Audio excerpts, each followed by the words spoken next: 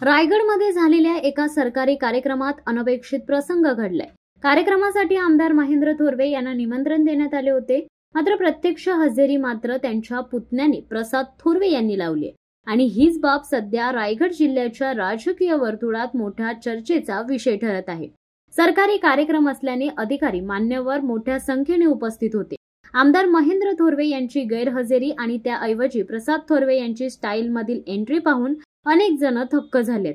इतकंच नाही तर कार्यक्रमात उपस्थित अधिकाऱ्यांना प्रसाद थोरवे यांनी थेट मार्गदर्शन केले। जनतेचे प्रश्न सोडवण्यासाठी प्रशासनाने आक्रमक पावले उचलली पाहिजेत, अशा शब्दात त्यांनी अधिकारी वर्गाला थेट सूचना दिल्यात। या घटनेवर विरोधकांनी तुफान टीका सुरू केली आहे।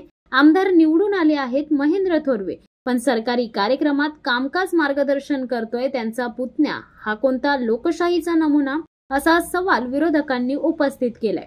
तसेच कुणीही येतो आणि आमदारांच्या खुर्चीत बसतो असे म्हणत शरद पवारांच्या राष्ट्रवादीचे आमदार जितेंद्र आव्हाड यांनी महेंद्र थोरवे यांच्यावर निशाणा साधलाय। आमदार महेंद्र थोरवे यांच्या अनुपस्थितीत त्यांचा पुतण्या प्रसाद थोरवे प्रति आमदार झाल्याचे पाहायला मिळत आहे। कोणतेही पद नसताना अधिकाऱ्यांना मार्गदर्शन करण्याचा अधिकार आमदार थोरवे यांच्या पुतण्याला दिला नेमका कोणी, असा सवाल आता उपस्थित केला जात आहे।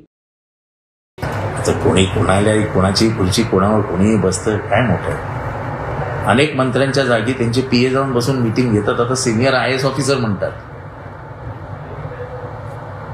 ते हसत म्हणतात की म्हणाले जितेंद्र आव्हाडजी काय परिस्थिती आली, मंत्री राहायला बाजूला मंत्र्याचा पीए येतो आणि मीटिंग घेतो।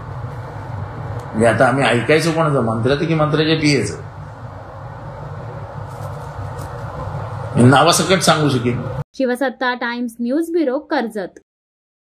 दे धडक बेधडक वृत्त देणाऱ्या आपल्या शिवसत्ता टाइम्स न्यूज चॅनलला लाल बटन दाबून सबस्क्राईब करा आणि बेल आयकॉनला क्लिक करायला विसरू नका।